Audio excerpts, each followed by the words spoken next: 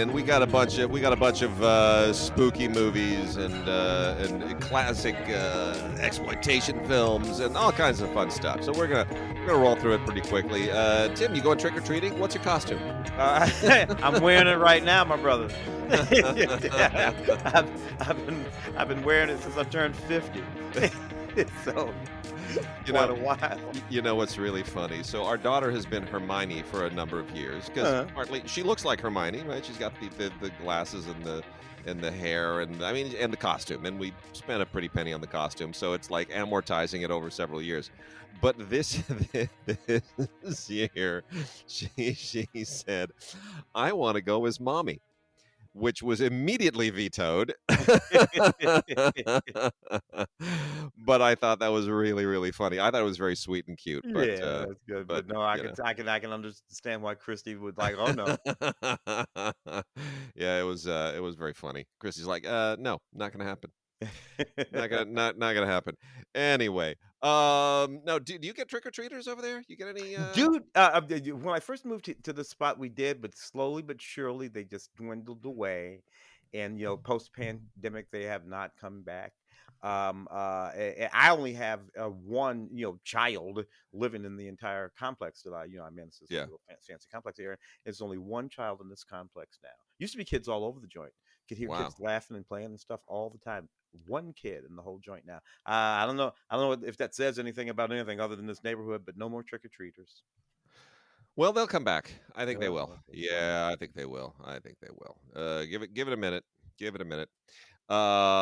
Yeah, we've got a few spots around here where people go crazy with decorations, and there's a house in Santa Monica. I haven't been there in years. But there's a house in Santa Monica.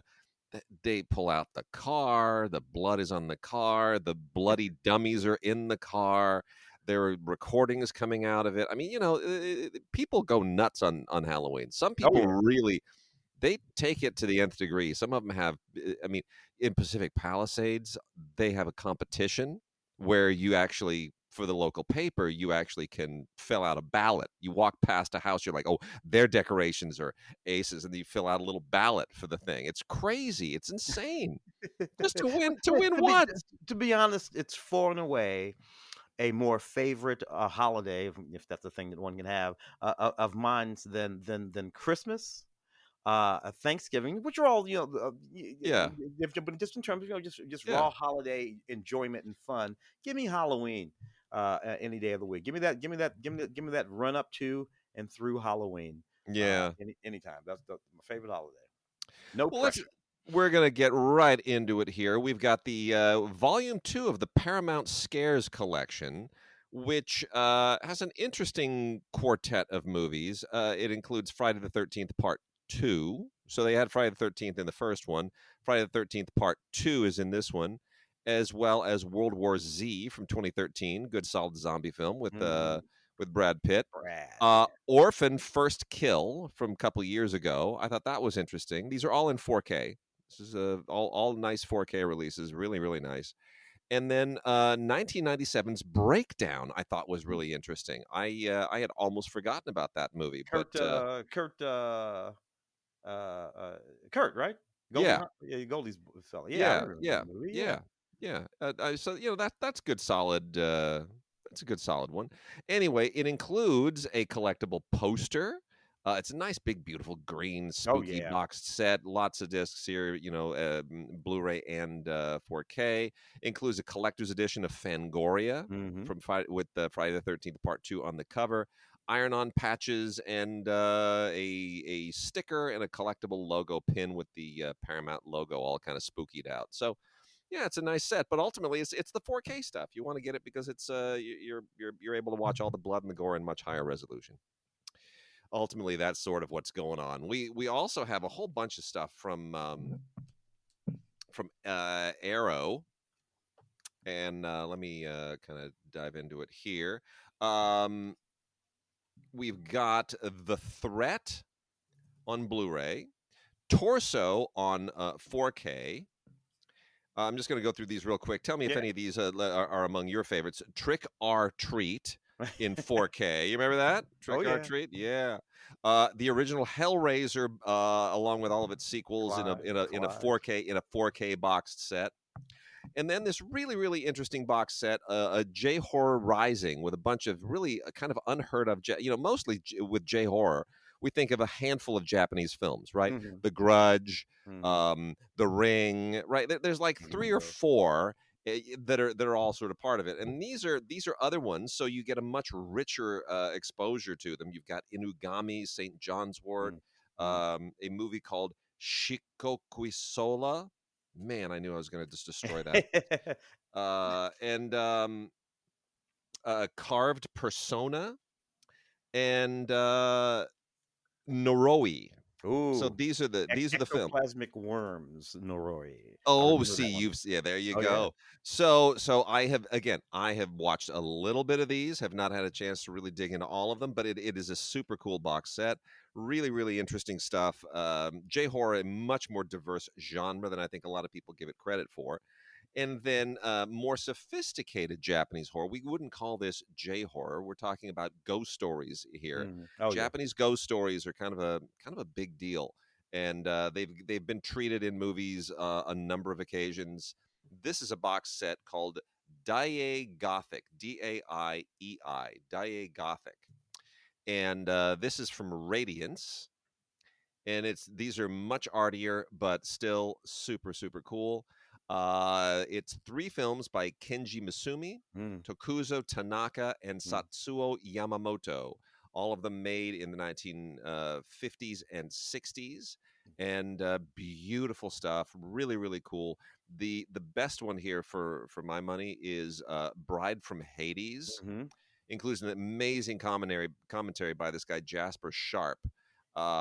Really, really terrific. I'm a big fan of Wonderful. the Snow Woman. That's a gorgeous movie That just to is watch. that Yeah. it's cool. And the third film here is The Ghost of Yotsuya. Mm, So the Snow Woman, the Bride from Hades, and The Ghost of Yotsuya from the filmmakers Kenji Misumi, Tokuzo Tanaka, and Satsuo Yamamoto. If you love sophisticated Japanese ghost movies, artsy ghost movies, you will absolutely love it. The standard for my money in all this is Qui-Gon. mm, Qui-Gon is just one of the great movies of all time. It's kind of an anthology of ghost movies, but it's one of the great. Oichi the Earless is one of the most amazing pieces of cinema ever created. Ever created. mm, Absolutely great. Also timely out for Halloween is a beautiful 4K Ultra HD Steelbook release of A Quiet Place Day One, which is mm. the prequel to the Quiet Place movies. Mhm. Sets up everything that happened that led in. Effective. Uh, I generally speaking don't care for prequels, but this one's yeah, effective. yeah, I mean, I thought this was really, really nice. I mean, nice is not really the right word, but I like the fact that it's not the family anymore. It's these are just regular people. It's a whole new cast. Lupita Nyong'o hasn't really Mm, done a genre film yet, so she gets to kind of stretch her chops here. I think she's terrific. I thought this was just really, really, very, very interesting. This guy Joseph Quinn, not really familiar with Joseph Quinn. mm, He's super cool as the guy that kind of hooks up with her to fight the monsters. Yeah, I thought this was a really interesting prequel. It did what prequels should do, right? mm. It reinvents, it fills in the story, but it does it in a way that doesn't feel anticlimactic. Yeah. So Yeah. Answers a lot of questions without saying, "Hey, here's the answer to that question." That you had about that. So it's like, yeah, thank you very much for that. Appreciate it. The Strangers, Chapter One. Did you see this? I did. I Uh, did. o- o- o- how many more chapters can we expect? I'm just curious. Because what I think that first film. Oh, that first film goes back a ways. And then chapter two, Yeah, I mean, was there a chapter. chapter two? Did he Yeah, ever? yeah. This is a Rennie Harlan. This is a Rennie Harlan movie. That So Running Harlan stuff. Yeah. yeah, Yeah. Well, it's a good question. because I didn't hear about a chapter two. So I'm just No, there wondering, is. did we are we one and done with chapter one? No, no, no. There's another one of these for Okay. sure. Yeah. Anyway, I don't know. Rennie used to be man. I look. I'm not gonna kid you. I'm a big Rennie Harlan fan for a long time, in the '90s. Rennie and Paul Verhoeven and those guys, Joe Estar, they took up a certain space. Yeah. And then I don't know. Yeah, I guess time moves. John McTiernan, all those guys. They made some really, really great movies. And I was a big, huge fan of, like, I don't know, The Long Kiss Goodnight, Gina Davis and Sam Jackson film. So Rennie has chops. Rennie knows how to make Oh these films yeah. Oh with yeah. the Absolutely. content. It's the material. I don't know. Well, All these films have sort of been made before. the story here, car breaks down in a creepy small little village, and this couple, they have to, they're like, well, all right, let's go. We're in a creepy small town, so why not just go to the creepiest little cabin that we can find so the horror movie can break out? Hmm. And they do, and it's just my lesson to these people is don't go anywhere that looks like a horror movie set. Just stay away from those villages, those campsites, those houses. If you look around you and anything looks like it could be a setting for a horror movie, go somewhere else. Absolutely. Absolutely. If you All feel right. like you're in a horror movie, it's You- because you are. That's why you got that feeling. oh dear. Oh my God. Shutter original here. You'll never find me. Some of these Shutter originals, they make these things on a dime, but man, they some of them are really really effective. Effective is Um, the exact right word. Effective is. yeah, Yeah. yeah. You'll never find me is one of the better ones. Really is. Once again, there's a the whole thing here is like, oh, you got to. There's a storm. Where are we going to go to hide from the storm? Well, obviously the creepy freaking trailer park where that looks like the setting for a horror film. Anyway, yeah, there's a The Aussies. This is an Australian film. The Aussies are good at these. They have been for they really are. I mean, ever since the '80s. The yeah. '80s is 70s and '80s is when Ozploitation and Oz horror films really, really exploded. Richard Franklin made a whole bunch of them. Obviously, Hmm. Peter Jackson did a lot in New Zealand and Australia. So, 4K release here, and there's a bunch of more 4K releases here. There's a lot of cool stuff on 4K, but this is an interesting one to put on 4K. I think it's a Joe Chappelle film. Joe Chappelle, good solid genre guy. Hmm. Scream Factory version of or subsidiary of Shout Factory. Dean Koontz's Phantoms. Remember when every commercial Oh. on TV was for a Dean Koontz book? Oh New, yeah. Yeah. new from Dean Koontz. Stephen King didn't need TV commercials for his books. Anyway, no, this is not bad. Peter O'Toole shows up in this, so all right, it's got a little cachet. So yeah, it's a Dean Koontz book. Phantoms, good solid cast. Peter O'Toole, Rose McGowan, Liev Schreiber, Ben Affleck, rather much younger, from 1998. So Oh yeah. everybody's a good 25 years younger. And yeah, I think this has some really good little small town scares, right? It takes place in this little tiny Colorado town where something is happening. Yeah. And it's like the end of the world is emerging from this little Colorado town. And Joanna Going, who's kind of disappeared, I always thought she Yeah. was just absolutely gorgeous. Oh my. She and Rose McGowan play sisters. And, they go to the town and there's nobody left. And then everything kind of emerges from there. And that's where everything kind of Joe blows up. Chappelle. Joe Chappelle film. Yeah, Joe Chappelle, good If I solid guy. recall. Ben Affleck plays the town sheriff. I mean, it's a nice, good, solid build, right? It really, really ramps up, and eventually, it kind of then it just turns into a John Carpenter film at the end. Yeah. Yeah. Speaking of John Carpenter, you weren't there at the vote, but yeah, the LA Film Critics have given Oh their yeah. Career Achievement Award to John Carpenter, Yeah, yeah. Which which I thought look, was really nice. yeah, they're perfectly loved. I got no problem. Yeah, look. We talk about this all the time. Of course, the LA Film Critics, the Career Achievement Award every year, and Yeah. it's this thing. These things they go back and forth. These people are, and as I say, it's a conversation that I don't get too deeply into, because we all have our choices. The problem is there are no bad choices. Arturo Epstein. There are all kinds of people were. I will say this. I will say this. What's really interesting, and we're not supposed to talk about any of the No, runner-ups and all no, stuff no, like no. that. So I will say this: the two who were runner-ups last year Mm. were runner-ups again this year. Yeah, yeah. And, Carpenter just kind of came out from behind, and there was this sudden surge for John Carpenter, and it was weird because nobody really talked about John Carpenter in the emails, and nobody really brought him up Mm, in the meeting per se. Just somebody sort of mentioned it, and then one person voted, and then another voted, and it's just like, son of a gun, there's like a Carpenter thing happening here. And at the end of the vote, this is what was really, really nice. Because Carpenter has, his comment was sweet. He said it's so nice to realize that, people take horror seriously, and I'm being taken seriously as a horror filmmaker. mhm. But Myron reminded all of us, because Oh, Myron is yeah. our resident historian. Yes. He said this is the first time we have given Career Achievement Award to a filmmaker who also once received the New Generation Award. Yeah.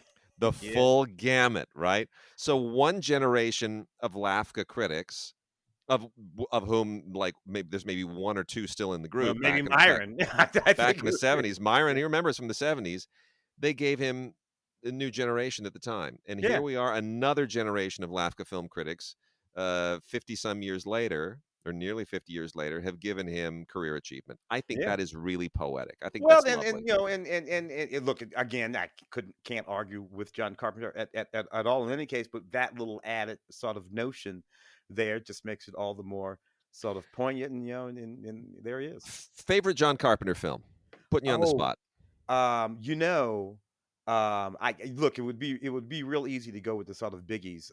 But the emotion in Starman with Jeff and Yeah. Karen. The emotion in that film is crippling. It's just you look like you're just watching this sort of alien, Yeah. you like it is, but no, that Yeah. film's not her dead husband and him. Are you kidding me? That film it pins me to my knees right this second. And then you got this little alien movie going on Yeah. too, but no, that film is so beautiful and And emotional. his performance is so good. Oh, It's so good. he figured out a thing Yeah. that's a beautiful thing. Everybody's really wonderful in the movie. None of them were really super big movie stars at the time. Jeff had been around Yeah. doing stuff in Karen, but yeah, that now, yeah, Hollow, all of that, great stuff, great stuff. I am gonna go with Escape from New York. Yeah. And for almost a more of a nostalgic reason, I saw Escape from New York with my mother, believe it or not. And God bless her, after my father had passed away, my mother decided, like, that when there were R-rated movies that I really wanted to see and I was too young to see him, well, she took me to see him. Starting Mm. with Good Guys Wear Black, right? The Chuck Norris movie, right? Yeah, yeah. So my mother was taking me to all of these just R-rated, and you would think, like, oh, my mother, this little German lady, like, what? And the crazy thing, she wound up liking Escape from New York more than I did. That's what Oh, it was oh. so telling. I was like, "This is amazing. Mom's so cool. She's, like, totally digging Escape from New York." Do you know what she loved about Escape from New York? Ta See, In my gut, I think I know exactly what she identifies with in Escape from New York, but you say you it anyway. she loved Isaac Hayes' Cadillac with the chandeliers on the front. That's what Not she loved. not what I had in mind, but nevertheless, I love She that. I asked her, I was like, "Well, what'd you like?" She goes, I really like that Cadillac with the chandeliers and that man, that man with all the jewelry who was driving it. I Oh. really I thought that was really interesting." I'm like, I have no idea why, but there it is. My Oh. mother my mother connected to Isaac Hayes and the caddy with the Down chandeliers. with Black Moses, gotta love it. Gotta Oh, it's love too it. funny. It's just too funny. Anyway, Oh, yeah. great memories. Yeah. We got a Jess Franco film on Blu-ray here, Voodoo Passion.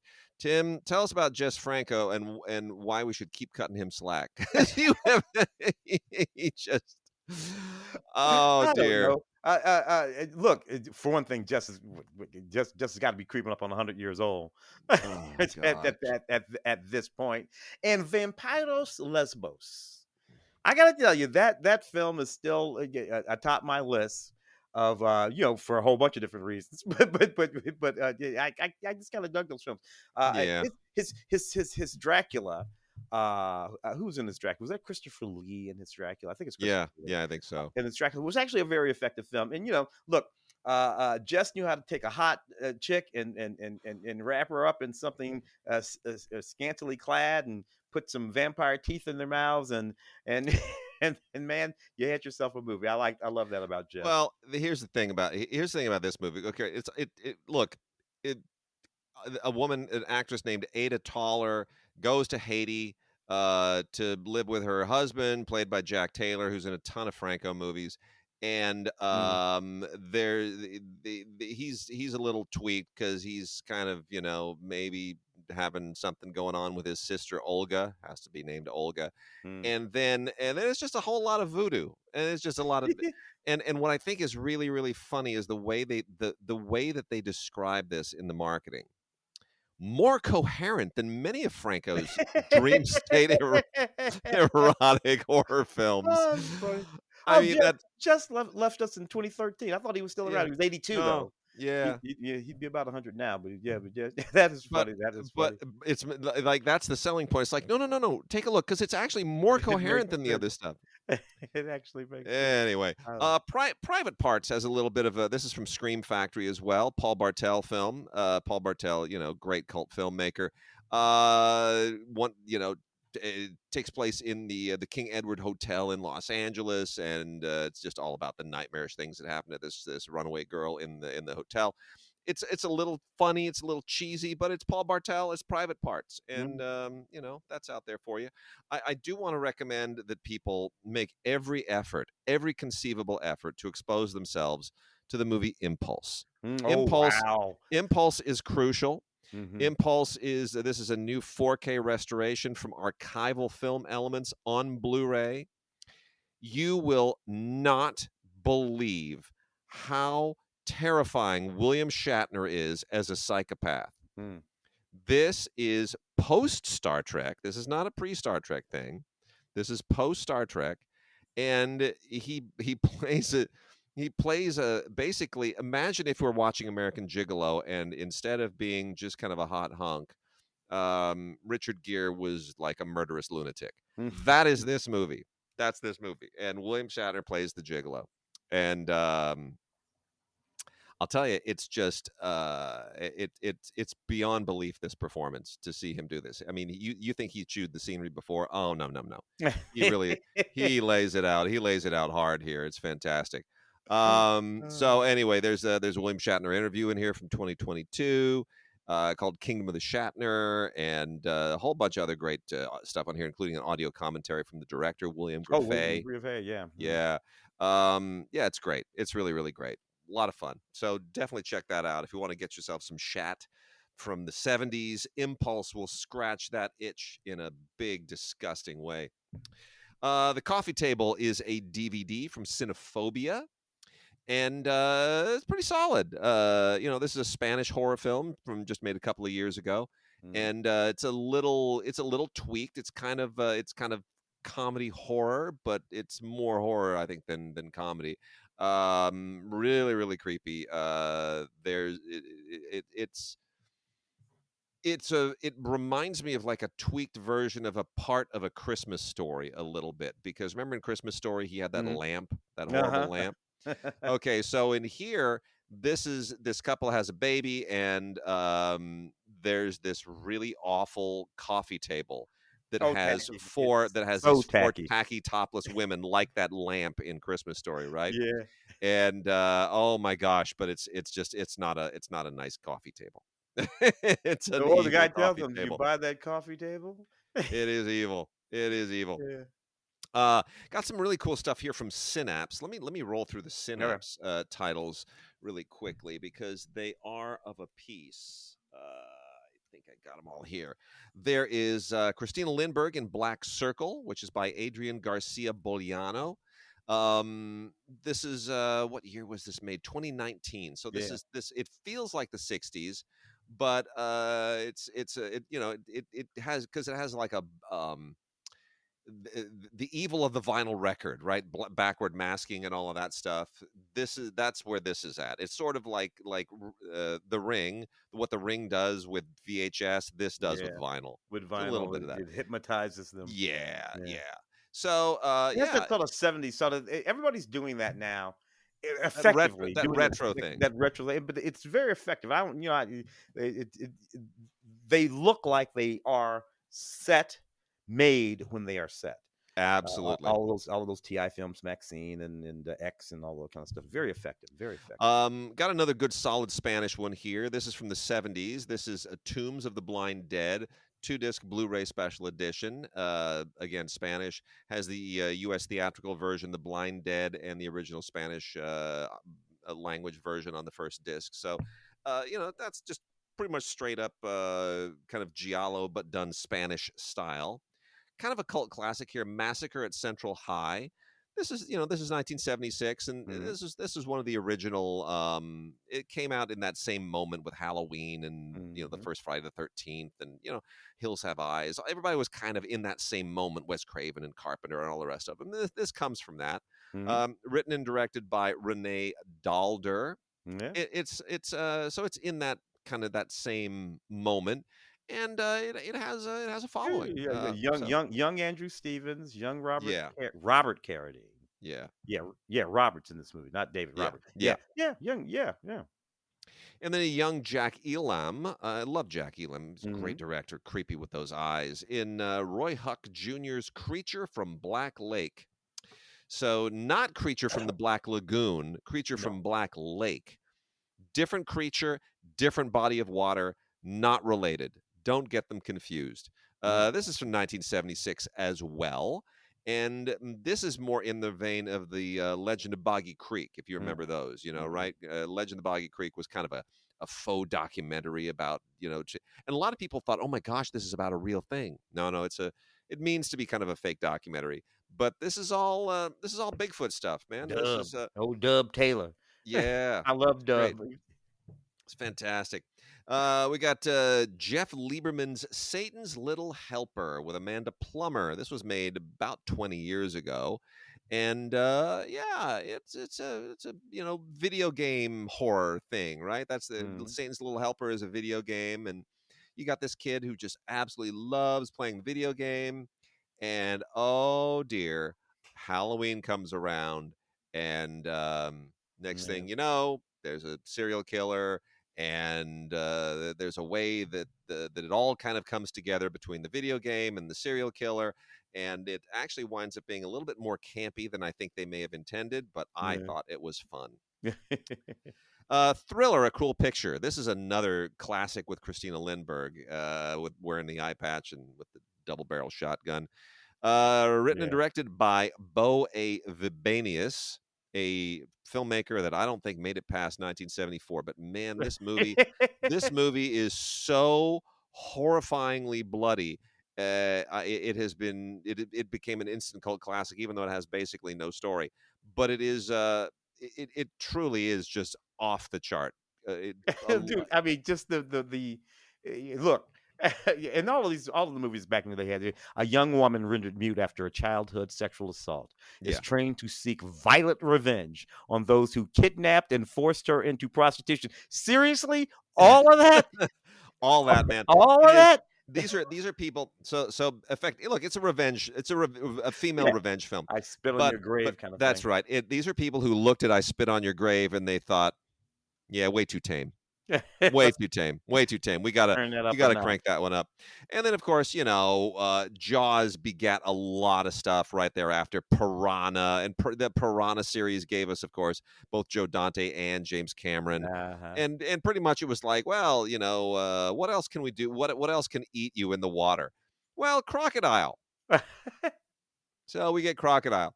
Crocodile from 1979.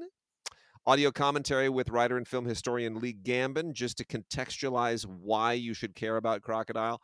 I will say this: it's a little bit cheesy, and the whole idea of the crocodile, like in this case, it's not just a regular crocodile; it's a crocodile that is mutated because of an atomic explosion. So you have atomic era paranoia and post Jaws animal paranoia all wrapped up in the same thing. Yeah. But some of it is really well done. I got to be honest, some of it is really really well done. They like there are moments in Jaws where I'm like, it's a fake shark. There are moments in this one where I'm like, damn, that looks like a real crocodile. Well, Eh, it's the practical effects thing. Yeah. I'm sorry. It's always better when they just put a big hit right now out of nowhere. Terrifier 3. We were on the radio a couple of weeks Yeah. ago, and this movie was tracking to outpace It was Joker nuts. Folio, and that movie made all kinds of money. Why? Because it's a practical effects movie. It's Yeah. everything it's all the movies we're talking about right now turned up to 11. And the kids are back into that again. They have no interest in the digital monster or whatever it's going So remember I was saying don't go to any place that looks like it could be a setting for a horror film? to be. Yeah. All right. These idiots in this movie. This is a brand new movie, actually. This is from Mill Creek. These idiots. This is Deer Camp 86. And the tagline is I don't know if this is meant to be an insult or not. They should have stayed in Detroit where it was safe. Oh, that's a shot. Oh, So anyway, that's funny. That's it Trumpian. takes it right. It takes place in 1986, but it's a brand new film. Yeah. It takes place in 1966, and it's about a bunch of guys from Detroit who go to like remote Michigan for deer hunting. Oh, dudes, you shouldn't have done that. You woke something up. Yeah. It's bad news. Bad news, but it's not bad. It's one of those It's movies, fun. but it's It's fun. it's it's fun. It's fun. Yeah. The Eurocine Collection, Volume 1. Ooh. This is not all horror, but some of it counts as horror. So I'm gonna count it. This is from fullmoonhorror.com is where you can go to see all the Wizard Video, Eurocine, and all that kind of stuff. The movies are Angel of Death, just Franco. Mhm. Panther Squad, starring Sybil Danning and Oh. her massive cleavage. Downtown Heat, Jess Franco. Countdown to Esmeralda Bay, Jess Franco. And Night of the Eagles, Jess Franco.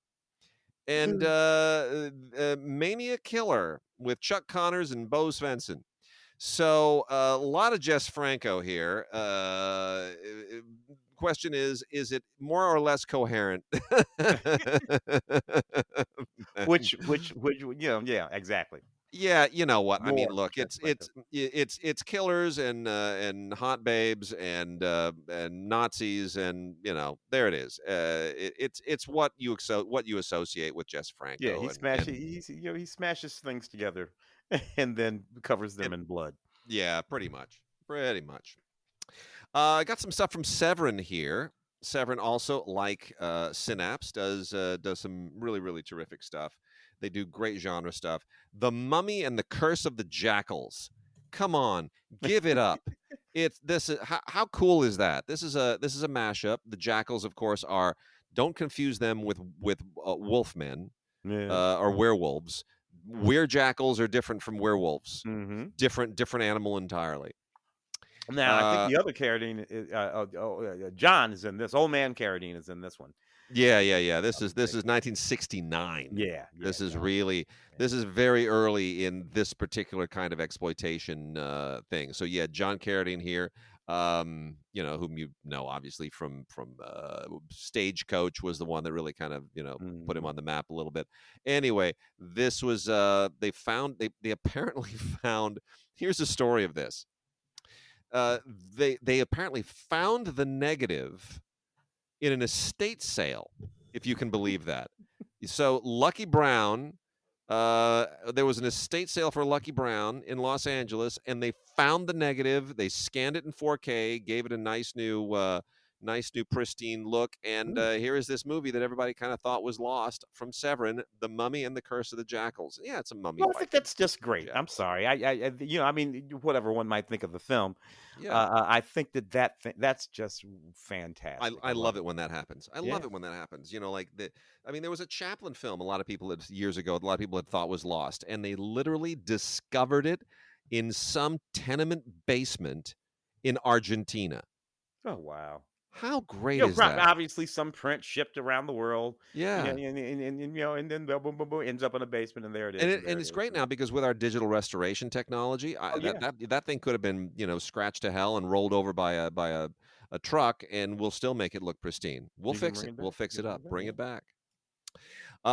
it back. As long as we're getting more back into Spanish stuff from Severin, Eloy de la Iglesia is the director, and the movie, The Creature. Mm. Not familiar with Iglesia, but this is literally a Spanish horror film, kind of a horror film, I mean, it is. It's psychological horror more than anything else. But this has never been released in the U.S. before, so this Wow. is brand spanking new on Blu-ray. The Creature, and yeah, it's this guy apparently made all kinds of horror films and other genre films, including Cannibal Man. You ever heard of Cannibal Man? Don't think I know that one. Yeah, I don't know it either.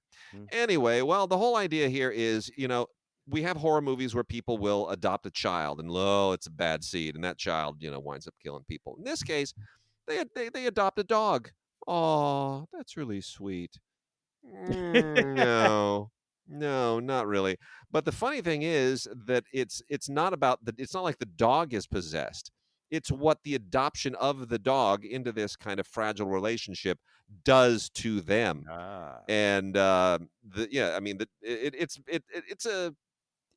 one of those horror films very often traffic in the idea of what happens when you introduce an outside element. an outside element. Yeah. When fish out of water goes wrong, or when things you just it yeah, don't go there. Status quo. Maintain the status quo. And this one also, we have another one involving a dog, also never before released in the United States. Is a dog called Vengeance, a dog called dot dot dot Vengeance. There has to be the points of ellipsis there. Yeah, this is boy, this thing is actually kind of unhinged. Mm. The only thing that makes this look like an exploitation film is that you ever notice how the blood in movies, like this is 1978. Oh, You ever notice how red. the Like it's like dark crimson red, like syrupy red. It just the yeah. formula for the blood that they mixed up in the 70s, it became something very different in the 80s. I don't know what it was, but man, it just doesn't look like blood that runs in a human being. It's eerie, it's disgusting, Yeah. it's gnarly. This has just ample amounts of it. Yeah. Yeah, it's just tons and tons of it. So here's the guy. Here's the story here.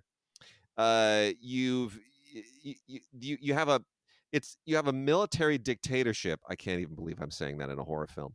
So you have a dog that was effectively trained to be a killer by a military dictatorship.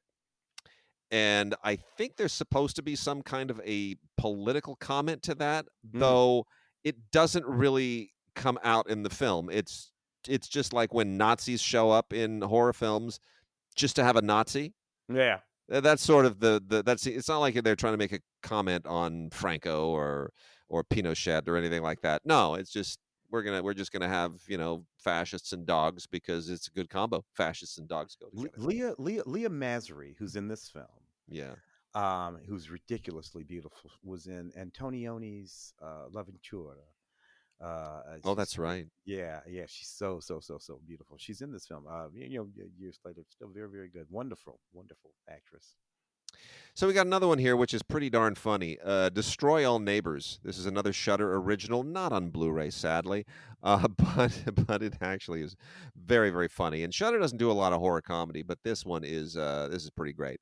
And part of it is because Alex Winter is in it, so you Yeah. get a little bit of the Bill and Ted retro vibe in this thing. So so Jonah Brown plays this musician who is trying to finish this like symphony, this progressive rock symphony of his, and Alex Winter is all kind of decked out as his creepy neighbor, and is really annoyed by all of his everything that he does. He just cannot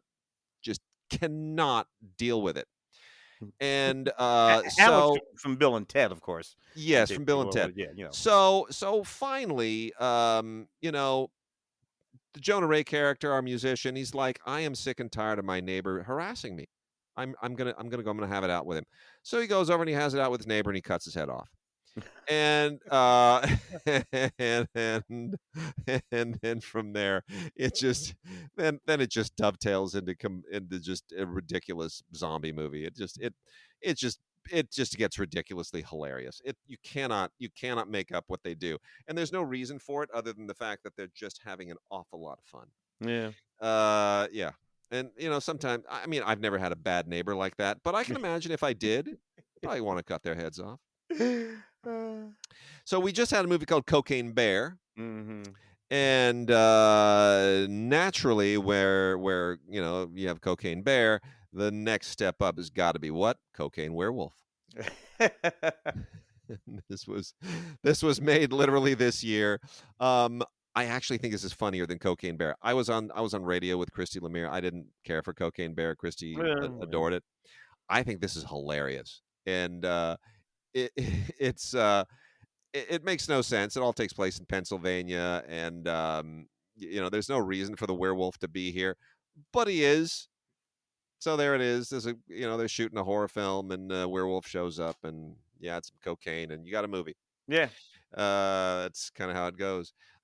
In a Violent Nature is just a pretty much straightforward slasher movie. This is also a Shudder movie. This is on DVD only, not Blu-ray. Written and directed by Chris Nash, Mm. and yeah, it's it, it, I mean, it's just I mean, there's a whole kind of a ghost story aspect to it, a Mm. little ghost story backstory to it, but ultimately, it's a slasher film. It's Yeah. just a slasher film. Yeah. Yeah. Old, very throwback. Very throwback. And I'm going to get to something a little bit special here in just a moment. So let me just push through a couple more of these.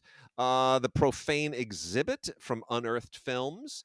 This is really very incredibly well done, and I didn't watch the whole thing. I turned it off after like 15 minutes because it was getting too intense. I remember this movie. Uwe Boll was one of the directors. It was like one of those team of director things. Yeah, it's Yeah. and a bunch of them do the audio commentary on here too.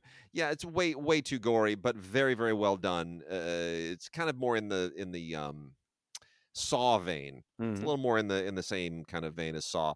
And then Blackout by Larry Fessenden. Larry Fessenden, Larry. another staple of the genre. So this is an interesting werewolf spin because there's kind of an amnesia element to it, right? So, am I or am I not a monster? Kind of an interesting twist. Hmm. Blackout. Hmm. Larry Fessenden, always very interesting.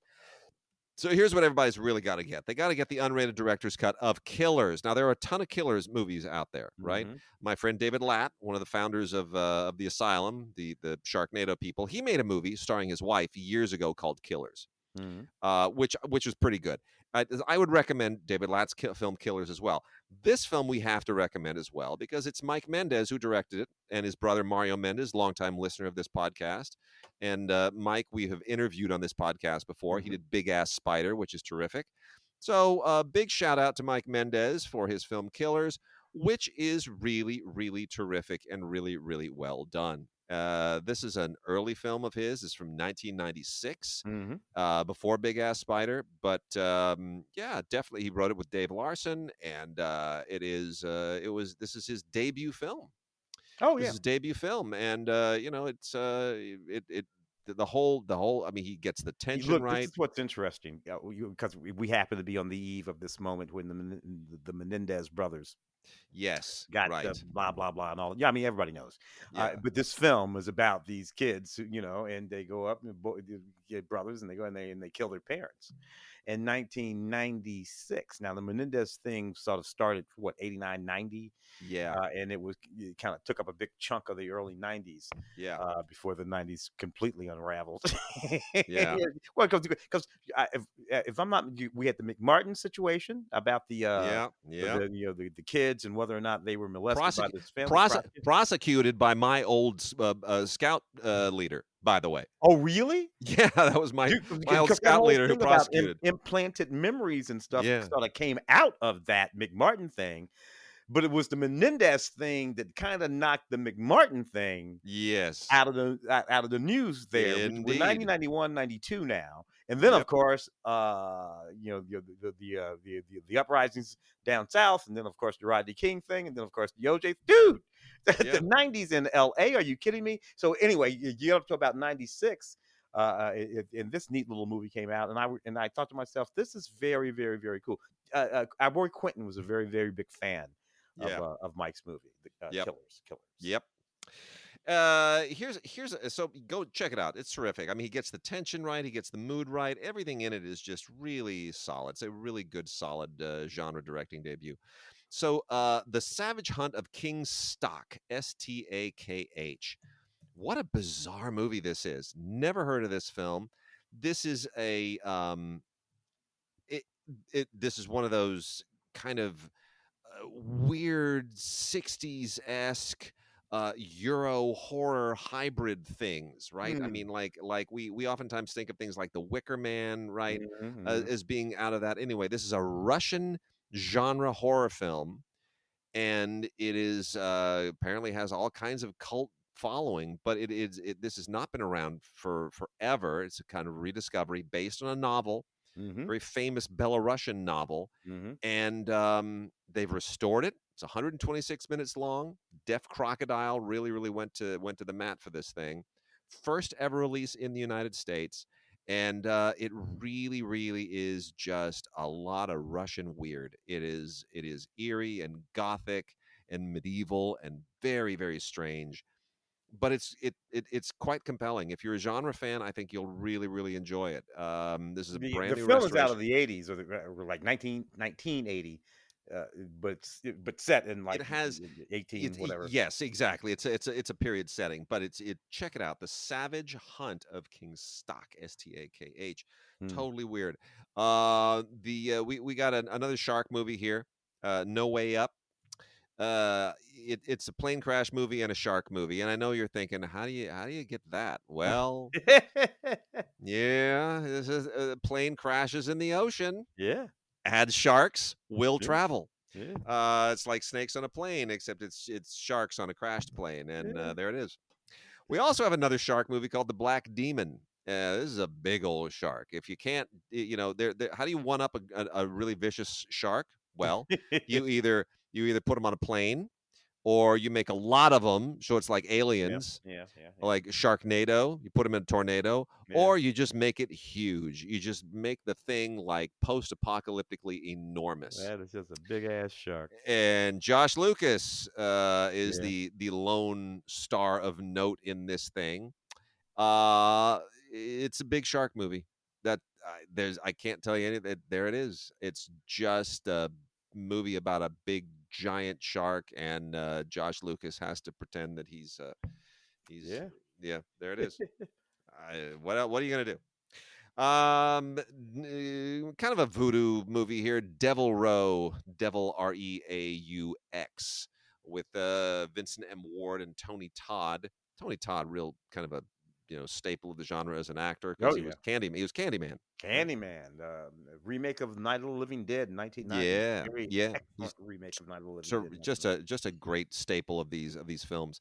So this is one of those kind of zombie voodoo-esque things. But anyway, ultimately, it's about a bunch of teenagers who make some very bad mistakes and some very bad discoveries. And the central character here of Devil Row is a zombie, but he's not like a regular zombie. He's like a voodoo zombie, right? He comes back and he's not to be dealt with. He's not looking to eat you. He's looking to do, voodoo things to you, which is pretty horrifying. 1990. So, enter at your own risk. Late Night with the Devil is now in a kind of it's a steel book. it I don't know how funny I still find this to be. Mm. I think it's a lot of people thought this was just stone cold great camp. I'm not sure I kind of see it that way, but in any way, it does have a bit of a cult following. David Dalmastian is really very good in it, and Oh he's yeah. kind of a hard actor to cast, right? He's got He sort has of a the look. He's got a look with that black hair and yeah, he's got a mhm. look. He usually plays, like FBI agents with issues. And in this case, he's a talk show host, right? He's like Mhm. 70s talk show host. 70s talk show host, right? Yeah. And he's a talk show host you just don't want to get anywhere near. He's a bit of a psycho, and he's planning something for Halloween 1977, and to get his ratings back up, and boy are they going to get the ratings back up. So that is what Late Night with the Devil is all about. But this is a nice steel book. It's got a lot of great collectible stuff in it, cards and stickers and things like that. And it has a following. King of Comedy is sometimes more terrifying to me than movies like that. But Yeah. anyway, there it is. Let's see. I'm going to hold that back just for a moment. Let's go through the rest of these here. Devi Danger. Not Debbie, like with a B, but Devi, Devi, like as in the Indian Devi. Um, what an unusual movie this is. I think I'm probably going to recommend this. This is on Blu-ray. Um, the this is a kind of a weird cyberpunk horror thriller that that I guess the music is sort of what you're really gearing into this for. This takes place in the future, Mm. and the idea is that you have this singer who has a very unusual voice. It can sort of take over your brain, and it can control you. And there's a this gets into this the it's sort of it's not a it's like, you know what? There are a certain class of futuristic zombie movies. Mm. They're not zombie movies, but they're about the same things that happen in zombie movies, but they happen with androids. They No, no, happen with AI aliens. is AI is the AI. culprit here. There you go. That's Yeah. the Eh, culprit here. But nevertheless, you end up with a zombie. Yeah. Let's see. Founders Day, which I haven't seen in forever, but I know it's out again here on Blu-ray, and it's a political slasher movie. Um, it, it's kind of satirical. I don't remember it being that funny, but I know it's got a following. Stop motion is one of the strangest. Um, Here's the deal: a stop motion animated. I'm just gonna read it right off the back of the box because there's no other way to kind of explain this story. So you have a stop motion animator who struggles to control her demons after the loss of her overbearing mother. So she creates a film that becomes a battleground for her sanity. That's the way they describe it. Mhm. I don't know that I would necessarily quite describe it that way because it's sort of like she creates her own possession. And Mm. it for much of the film, it's not clear what's really going on. It's very surreal and very highly stylized. I don't know why they necessarily chose stop motion. I guess they think stop motion characters are creepy, but I think there is supposed to be some kind of a subtext here that your creations can take you over, that Mm. artists can be taken over by their creations. So there's that. Interesting. Tarot, yeah, pretty much straightforward tarot card movie. Mm. We have movies where people they get a Ouija board. Oh, bad decision. Don't play the Ouija board. You know what Always a happens. bad idea. And the tarot is basically the same thing. This is a Ouija board movie, except they're playing with the wrong tarot card deck, and next thing you know, something is unleashed, and it's a lot of screaming teenagers. And getting close to the end here, we've got a great double feature from Film Masters, special edition of two kind of classic films, totally rescanned in 4K from the original elements, and they look beautiful. Film Masters doing a wonderful job with this. The movies are Creature with the Blue Hand and Uh-huh. Web of the Spider.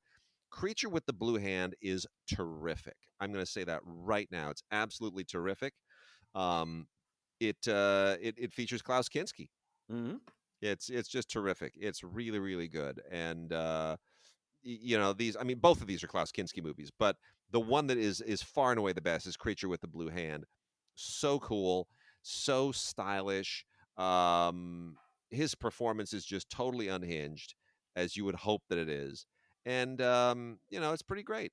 Yeah. I mean, Late yeah, he's 60s, I think, right? yeah, 1971 and 1967 are the Ah, films. So they're right in that, Aguirre Wrath of God moment, and yeah. it's pretty great. It's pretty great. I mean, he's a mental patient. Come on, give me a break. Klaus Kinski playing a mental patient is the best thing in the world. And then we're going to end on four really really terrific 4Ks. First one is Dark Night of the Scarecrows 1 and 2 double feature in 4K. Mm. This comes to us courtesy of VCI. VCI has not really released 4Ks before, so VCI is getting into the 4K game, and Scarecrows are creepy. Yeah. The Particularly in the early 80s. Oh my gosh, yeah. This is the beginning of the Scarecrow horror genre, and You know who was in that scare? Oh yeah, no, he's out in the suit. Um, what was his name? He was in Charles Durning. Charles Journey. Charles Durning's in the original film. Yes, okay, yeah, that's what I was Yeah. thinking. Yeah. So basically, what happened here? The original Night of the Scarecrow is 1981, and Yes. the sequel is 40 years later in 2021. Just came out 3 years Okay, ago. okay, yeah. Yeah, and it's great because they go together like hand in bloody glove. It's really great. And the original was a TV movie, Yeah. right? I mean, everybody kind of Larry forgets the Drake original and all was. those guys. Yeah, yeah, Oh TV. yeah. I mean, it was good. It was good scare stuff for TV back in the day. So really terrific, wonderful triple fan commentary here, hosted by Heath Holland, who does the Serial Midnight podcast, and yeah, it's a wonderful double feature on 4K. And then we have another Mike Mendez film, which is from later in his career, The Convent. Right, he would go on to do The Convent. That is also on 4K. So we're doubling up on Mike Mendez movies here. This is terrific because it also has Coolio in it, and Coolio just left us not Yeah, long our boy ago. Coolio, our boy Coolio. Yeah, and so Coolio and Adrienne Barbeau, who at one point was married to John Carpenter. John Carpenter. Oh man, the circle is So beautiful. we bring it all back around. We're bringing it all back around. So pay tribute to Coolio and paying tribute to John Carpenter. Mike Mendez got to direct John Carpenter's ex-wife, and you know what, The Convent is it's a lot of the same stuff that he does in Killers, but he's fine tuning it. It starts with a massacre that is pretty terrific in 1960, all at this boarding school for girls, and the nuns are pretty awful people. Anyway, fill in the blanks. It's pretty great. It's really pretty great. And then lastly, a couple of 4K total classics. The first one, Wes Craven's Nightmare on Elm Street on 4K. You know what? It holds up, Tim. Oh yeah, Really holds up. It really does. I got to be honest. I know they remade it, and the remake had fancier effects and everything a few years ago. no. But That's the effects from 1984. Those standard classic practical effects. You put the makeup on the guy. You do you get your. That's why. yeah. That's why it still holds up. Robert Englund just knocks it out of the park here. Really knocks it out of the park. I mean, he just clearly had so much fun with the makeup and the hands and the thing and the way that the way that the dreams are depicted. It's still really great. It is Wes Craven at his very, very best. Anyway, you get two cuts here. You get the theatrical and the uncut director's cut, and it's fantastic. Lots of extras, 2 audio commentaries, alternate endings, a whole bunch of featurettes on making I the wish film. they would have got Johnny to do a commentary. Johnny Depp. Yeah. That would have been cool, Johnny. Because That Johnny, Johnny gets in the movie. But so anyway, nevertheless, cool thing. And then we have the Texas Chainsaw Massacre 50th anniversary Chainsaw edition. This is not to be believed. You get not only do you get a 4K, you get a VHS. You get a vintage VHS of the film. Like, I don't know what people are going to do with that. I really don't. And then, do you know what else you get? You get a chainsaw. Get out of here. You get a chainsaw. That is crazy. It's a great big old box. It includes a chainsaw. Now, it's not a real chainsaw. No, but yeah, definitely. But it's a pretty cool, chainsaw mock-up, and it says 50, the Texas Chainsaw Massacre, on little blood stains. It's something that a nerd can totally put on the mantle, and it's a nice conversation piece. It's a straight up, they did a replica of a chainsaw. I don't know what they're thinking, but yeah, I had completely forgotten that John Larroquette does that narrator thing. That's John Larroquette. Which I obviously didn't know at the time, but now when I hear it, I'm like, oh my god, that's John Larroquette. It's like And I'm gonna tell people, you pre-order this thing now, because this is as of this podcast, it has not officially been released. It's officially out on October 29th. So if you go to Amazon and you pre-order this thing now, and it is not cheap, it's like $400 for this set. Well, some chainsaw in it, for God's sake. Yeah, well, it's a big deal. It's a big deal. You know, if you get this now, you may get it in time for Halloween. So, just saying. Anyway, the extras on this thing, there's just a ton of them. There's the blooper reel, which takes a little bit of the edge off, and you know, restoration video and conversation, interviews, and feature-length commentary. I mean, you know, there's a lot of stuff here. So it's pretty great. You get 4 commentaries, man. 4 commentaries. It's fantastic. And, you know, it's still the film that Tobe Hooper will forever be known for. I know that Poltergeist kind of has it, but people look at Poltergeist and they're like, it's a Spielberg film. Tobe Hooper put his name on it. No, Tobe, outstanding. Good stuff. So anyway, there it is. That is our rundown of Halloween movies for this Halloween. And go out and have a great one. Be nice to the kids. Get some scares. We're gonna go out. I still don't know what hero's costume is gonna be this year. I have no idea. I don't know. I think it might be the Oogie Boogie Man. Maybe we'll do the Oogie Boogie Man. Yeah. Oh, for Halloween. Halloween. I can tell the folks, look for me over on Rotten Tomatoes Fandango. I did one of those little Halloween, those little movie pieces that they do over on Fandango with the various folks. I did one for Halloween. Oh, great. So if you bum around Fandango, bum around Rotten Tomatoes. Awesome. Over there talking crap about Halloween. Well, and then also check us out on Film Week, the Film Week podcast. You can always do that, scpr.org, or just look up Film Week. And visit me at my Hollywood Heretic space over on Substack, hollywoodheretic.substack.com. Got some good podcasts over there as well. The last one with Tim and Mark. Mm-hmm. We pulled the gang back together and talked Hollywood for over an hour. So there it is. But otherwise, have a terrific Halloween, and we will be back in a few weeks.